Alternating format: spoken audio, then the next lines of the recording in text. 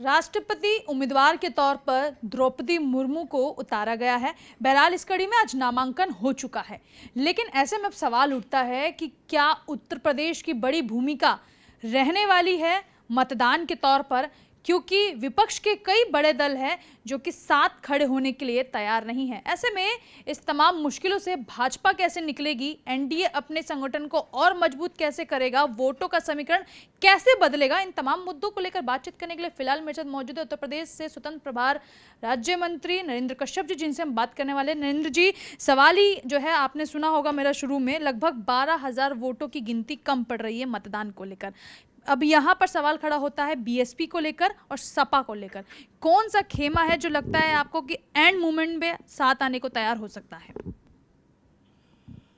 NDA ने बहुत ही सोच समझकर पूरी योजना के आधार पर राष्ट्रपति के प्रत्याशी के रूप में आदरणीय द्रौपदी मुर्मू जी को चुनाव के मैदान में उतारा है। और ये चुनाव की तमाम संभावनाओं और रणनीतियों के उपरांत एनडीए का ये फैसला है। पूरा देश इस बात के लिए आशान्वित है, एनडीए भी इस बात के लिए आशान्वित है कि इस बार भी एनडीए को राष्ट्रपति के चुनाव में भारी जीत मिलने वाली है। उत्तर प्रदेश का आपने प्रश्न उपस्थित किया, खासतौर से अपोजिट पार्टियों के संदर्भ में, तो मैं ये कह सकता हूँ कि जिस तरह से लोकप्रियता मोदी जी की पूरे देश और दुनिया में बढ़ी है, योगी जी के काम की शैली से प्रदेश की जनता में प्रभाव बढ़ा है, राजनीतिक गलियारों में नई परिभाषा गढ़ी गई है, उसके आधार पे मैं कह सकता हूँ कि उत्तर प्रदेश में भी और देश में भी बहुत सारे लोग, बहुत सारे जनप्रतिनिधि ऐसे होंगे जो आत्माओं की आवाज़ पर एनडीए के प्रत्याशी को अपना वोट करेंगे, जीत के लिए वोट करेंगे। इसलिए इस बार भी एनडीए के राष्ट्रपति के उम्मीदवार की भारी जीत। मुस्कुराहट हमें लग रहा है आपकी जारी रहनी चाहिए, लेकिन अब सवाल यहाँ पर यह है कि विपक्ष का तो मतलब ही होता है कि सत्ता पक्ष के अगेंस्ट में खड़ा होना। ऐसे में ममता बनर्जी द्वारा बुलाई गई मीटिंग में मायावती जी नहीं पहुंचती है, तो क्या मान लिया जाए अंदर खाने कि वाकई में भाजपा की बी टीम के तौर पर उतर रही है मायावती, सपोर्ट कर रही है बीएसपी?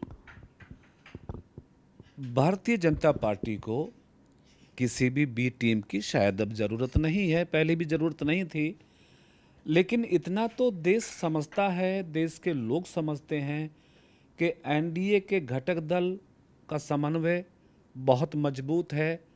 महाराष्ट्र में भी बहुत सारे लोग भारतीय जनता पार्टी के पक्ष में, एनडीए के पक्ष में मतदान कर सकते हैं। उड़ीसा और बहुत सारे प्रदेश ऐसे हैं। कहीं ये इशारा नरेंद्र जी आपका महाराष्ट्र में बदलती राजनीति की तरफ तो नहीं है, जहां पे शिंदे समर्थक एक साथ आकर खड़े हो गए हैं और ये सुदबुदाहट तो चालू है कि महाराष्ट्र में अब नई रणनीति बनने वाली है? महाराष्ट्र की परिस्थितियां और राजनीतिक निर्णय इशारा करते हैं कि वहाँ की सरकार में असंतोष है, वहाँ के विधायकगण, वहाँ के मंत्रीगण सरकार से नाराज हैं। राज्यसभा का चुनाव भी आपने देखा, महाराष्ट्र में भारतीय जनता पार्टी को अपेक्षित लाभ वहाँ पे मिला, जीत मिली। तो जब हम राष्ट्रपति का चुनाव आज हम उसमें जा रहे हैं, जब हम राज्यसभा के चुनाव में महाराष्ट्र के सूझवान लोग भाजपा को जिता सकते हैं। मैं चाहती हूँ सीधी सीधी बात करते हैं, गोलमोल घुमा के बात करेंगे, जवाब शायद जनता को भी ना समझ में आए। क्या आपको लगता है अखिलेश यादव आपका समर्थन देते हुए नजर आएंगे, क्योंकि साफ तौर पर कह चुके हैं कि यशवंत सिन्हा को समर्थन दे रहे हैं?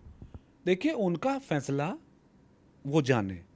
मैंने अपनी एक बात कही है, मैंने एनडीए की बात कही है कि एनडीए को इस राष्ट्रपति के चुनाव में एनडीए के साथ साथ और बहुत लोगों का भी समर्थन मिलेगा, भारी जीत होगी। क्या मायावती जी की तरफ इशारा कर रहे हैं उत्तर प्रदेश से?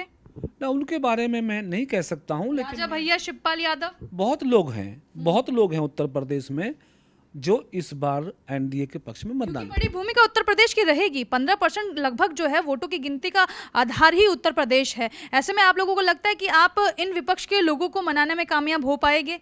निश्चित। उत्तर प्रदेश की भूमिका इसलिए भी ज़्यादा है कि उत्तर प्रदेश के मतों की संख्या बहुत अधिक है।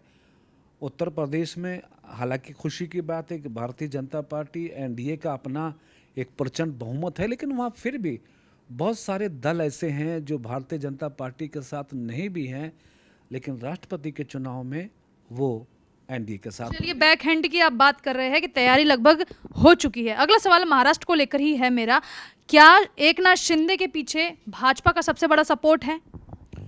में सपोर्ट होने और ना होने का कोई प्रश्न नहीं है। मैंने कहा कि जब सरकार में असंतोष होता है नेतृत्व के कार्यशैली को लेकर, प्रदेश में विकास के अवरोध को लेकर, तो निश्चित ऐसी परिस्थितियां होती हैं। जो सवाल तो यहाँ बनेगा, असम के मुख्यमंत्री मिलने जाते हैं विधायकों से होटल में, असम उसके बाद अगर हम सूरत की बात करें सीआर पाटिल का समर्थन मिलता है, ऐसी खबरें जोर भी पकड़ती है। आप भी शायद टीवी देखते होगे, समझते होगे।